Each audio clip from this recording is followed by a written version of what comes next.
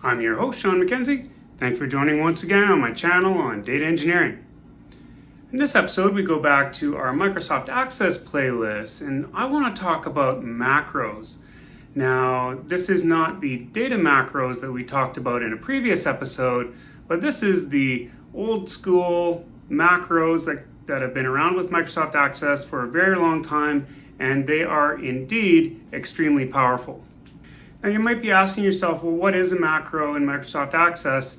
And it is actually quite different from what you'll see in Excel. Macros are a way for complete non-programmers to be able to automate their workflow.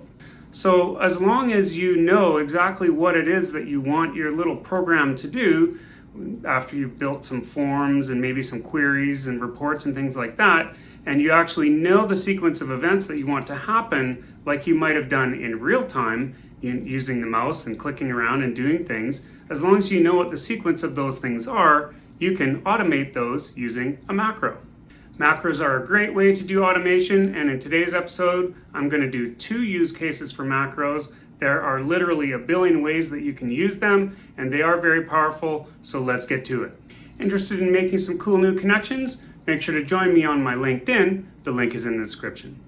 Okay guys, so this is a really fun topic. You might remember from the previous episode where we talked about data macros that we talked a little bit about the front end and the back end of the database, and that's the back end that you see in purple there, and the front end is in blue. And you might remember that the back end had the database engine, the tables, queries, and data macros, and the front end had the forms, reports, macros, and VBA, and those talk to each other, the front end and the back end, and they can be split, so you can have a split database. And then between those, we also had the data connectivity, which was the DAO or ADO-DB or ODBC, depending on what kind of database that you have, but that's the basic structure of what we're looking at. In our previous macro episodes, we were talking about data macros, and those operate in the back end, and in this episode, we're going to talk about the front end macros, which are more related to your forms and reports and things like that. So you can think of the macros as being a way to automate anything that you can do with the user interface. So if you find that you're doing a repetitive task over and over again, or if you want to be able to automate a certain sequence of actions for your users, you can actually do those actions with macros and connect them to a button or something like that. And so what I'm going to do today is demonstrate 2 use cases of macros, 2 simple ones. I'm using this file here, which I will make available on my download site. This is climate change data from the World Bank. Many thanks for putting this data together. And as you can see, it's got a bunch of years as columns.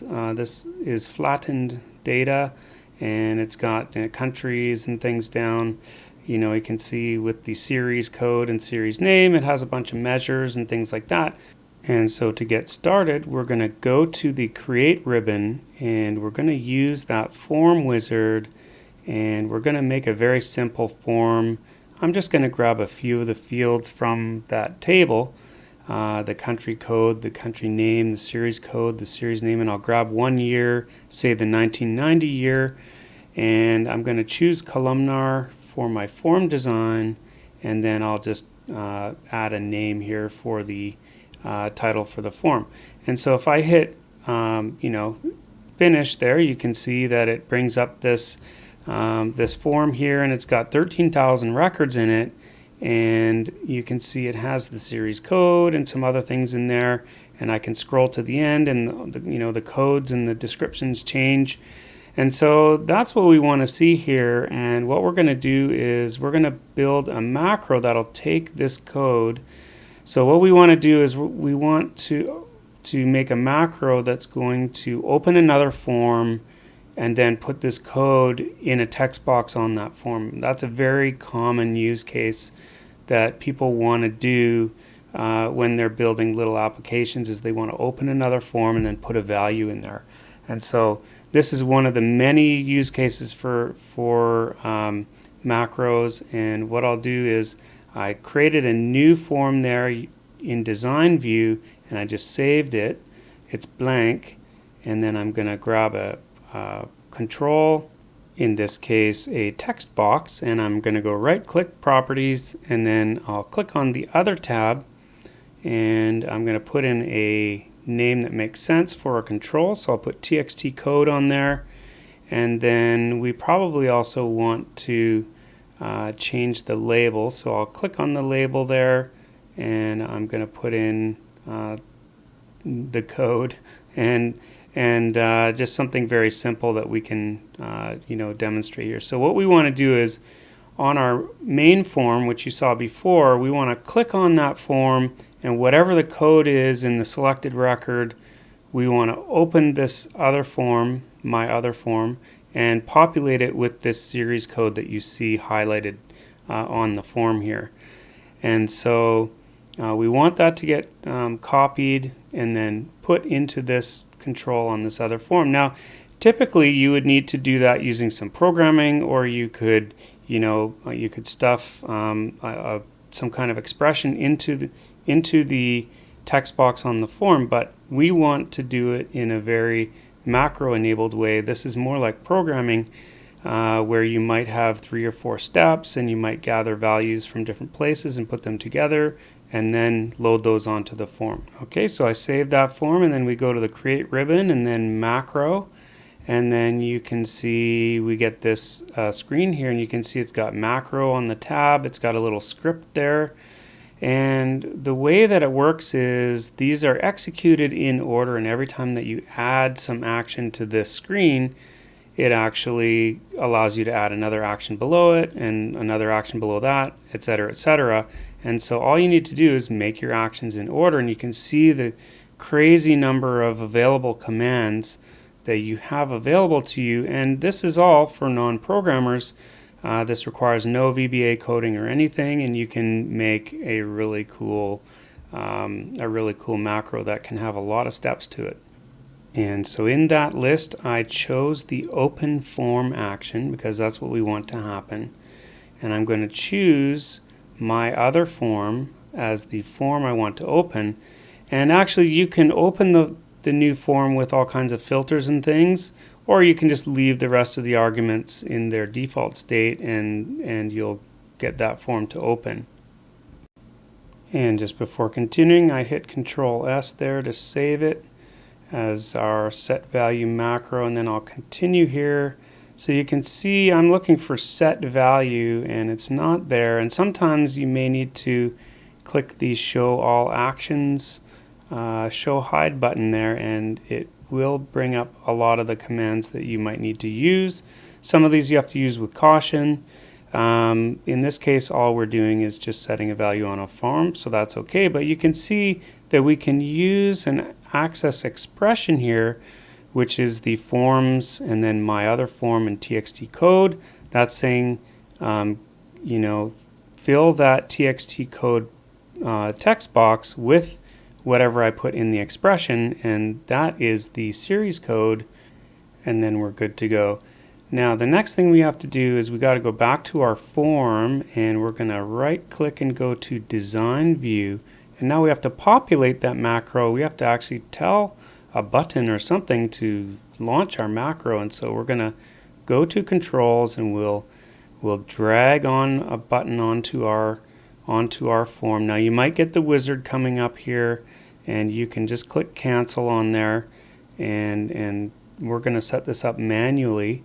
So you can see our button is there, command 11, and we are going to give that a name that makes sense to us.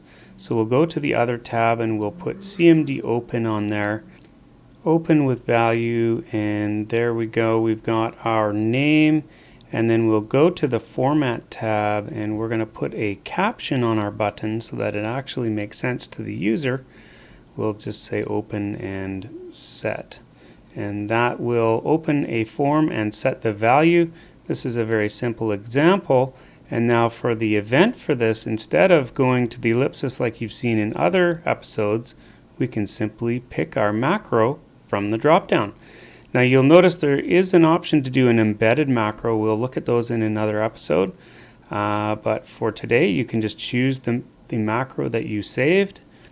And if we go back to our form here, now we can open our form and we can try that button out. So we'll double click on that form. As you can see down below here, I can scroll through all the records. I can go to the end. The series code changes in each case, and that series code is what I want to see when I click my button. And there you go. So I clicked it, it opened my other form, which you see there, and it put the value into the code text box, which is exactly what we want to see. So if I scrolled somewhere else in our form here, SPURBTOTL, there you go. Our macro works great. It will open the other form and load that code value into the text box, and that's exactly what we want to see. And that's one use case for using macros to do some automation in your forms. Now for another use case, we can open our climate change data form here, and we can pretend that we have some kind of use case. We have 13,000 records there, and maybe we have a situation where we only need that first series code, the AG code that you saw there, and we need that in a table, and we need to remove some junk data records from there. And in order to do that, what we've done as part of our project, just as an example, is we've made a make table query and a delete query. So we're going to make those now. So I'm going to make a new table in my database that only has those LG records. Oops, I need to reformat that. You got to put that in quotes, otherwise it might misinterpret it. There we go. So I've got it in quotes, the exact code that we want, and we want all of those records. We're going to put a make table selection on there, and so we're going to give this new table a name, and we'll call it the the 5M land 5 meters land area table, something simple like that. And so now what we can do is we can save this. Now we're saving our make table query, so I'll just call it the 5M make table query, and now we can save that. So that's one step of a process, and we'll do another one. Now you could have 10 queries in a row doing all kinds of appends and updates and things like that, but we'll save a couple. We'll make 2. So I've run that query now, and you can see it's created this table, the 5M land area table, and you can see it's got all of these measures. Now those are actually in text, not as a decimal, but you can see there are some junk records in there with the ... or perhaps they don't have an entry for that year. And we want to be able to first of all create the table, which we did just here, so we can open it just like you saw. I double clicked to reopen it, and maybe what we want to do is remove these rows with ... in them. Now you could just query those out, but what we want to do is we want to first make the table, then we're going to run a delete query, and then this is to simulate a situation where you might have 3 or 4 more queries after this doing various things to the data, and so we'll do that now. And so I'll create a new query, and we're gonna put our 5M land area, our new table that we made from a make table query. We're going to add that to our query design window here, and then we're going to change that from select to a delete query, and now we're going to delete some rows out of our table in that column that was the 1990 column, if you remember, and we're going to delete any of the rows that say ... in them. So that's what I did in the criteria down at the very bottom there. And so I'll call this the 5M cleanup cleanup delete query. And so now we have 2 queries. So we're simulating what we might do if we had a lot of different queries that happen in a sequence. We're going to do 2 here in our macro. So now if I run that delete query, you can see okay, so it had 6 rows that were our junk rows, and maybe this is a repeatable process that you have to do over and over again. And so there's our table. We don't have any junk rows in it for the 1990 column, and so what we can do now is I can just delete that table, and we can rerun the whole process very easily just by double clicking on the make table query and then running the delete. Or we could create a macro, which is what we're going to do now. And that's the beauty of macros, is that it's going to save a whole bunch of time.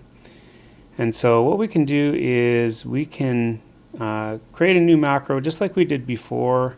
It's going to give us a blank macro page here, and we're going to choose the open query action, and the open query action will allow us to choose one of our queries that we have there. We don't have to worry about the view. You don't have to worry about that when it's an action query like this, and you don't have to worry about the data mode so much. So that's going to fire that 5M make table query, and then we'll choose another action, and we'll choose open query again. And then you could have 10 open queries in a row if you want. And so what we're going to do here is we're going to run the delete query, and then we can save our macro, and we'll have a macro for a batch, and a batch data query or something like that, that we can now choose. If we want to run it at any time, we can do that and output a bunch of data from all of our production tables into some say reporting tables or something. So there you go. I double clicked on the query. You can see it asked me the questions about if I want to make a new table, and then if I want to delete rows from that table, and you can see it created the table again here without the junk rows in it, and that's exactly what we want to see there. And so I'll delete that table again, and we'll go ahead and add a button to our form that will launch our batch data process.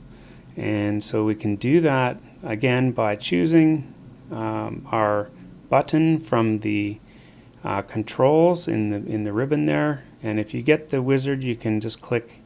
You can click to cancel that, and you can see we've got command 12 here, and we'll call that CMD run batch, and then we'll give that a caption that makes sense, and we can say run batch, and that's very self-explanatory. And then we can choose our click, and now you can see that there are 2 options for choosing macros. So we can just choose on click, run the batch macro, and batch data query, and then now when we open our form, we have that option to run all of those data actions all at once.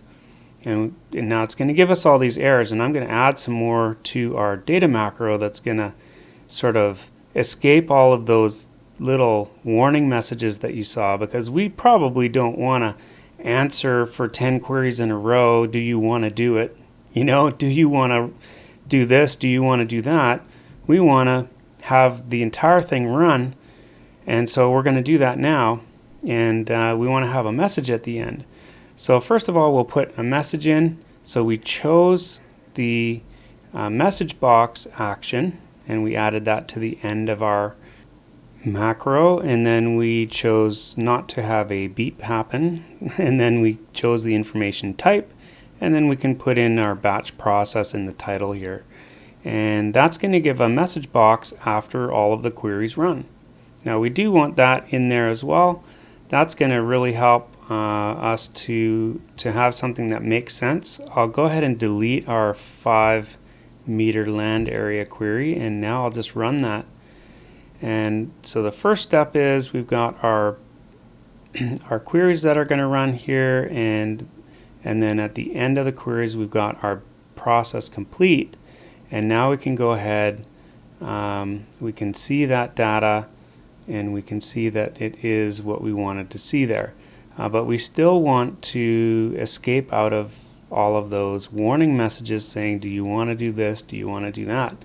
And we can do that also by adding some steps to our macro. And for this one, we are going to have to click our show all actions again, because we are going to set the warnings on the database to no. So that is going to stop all of those pop-ups from happening. Now we need to set the warnings to no, but we also need to set the warnings to yes again after our procedure is done here, or our macro is done. And you can see, so I created it at the end, and then I hit the little green arrows to move it up in sequence so that it actually happens at the very beginning of the macro, so that you can change the order of the steps by using the green buttons there. And then after everything is done, I'm going to set the warnings back to yes, because we do want the user to be warned if they do something else with the data, and they need to have an "Are you sure?" message. We don't want everything to be suppressed, just what's happening in our macro. And so now I can go ahead and I can hit our button, and you can see now we just get the process complete message, and when we click OK, you can see our table has been recreated after we deleted it there, and that is exactly what we want to see. Fantastic way of using macros. Macros are super powerful. If you're not a programmer, get in there and automate whatever you want. As long as you can think of it, you can probably do a macro for it in your Microsoft Access database. Now, just before going, I'm going back into the design here, and I would encourage you to take a look at all of these available actions in the macro area. You can do if statements, you can do all kinds of different actions, import, export. Also, there's a ton of different commands that you can choose here, and one of those I'll bring your attention to is run menu command, because run menu command has everything that is in your menus. And so if you want to do something like anything from splitting windows or changing the zoom level or whatever, you can do all of that stuff using macros. Want to help support my work and see additional articles in this area? Make sure to check out my Patreon. The link is in the description.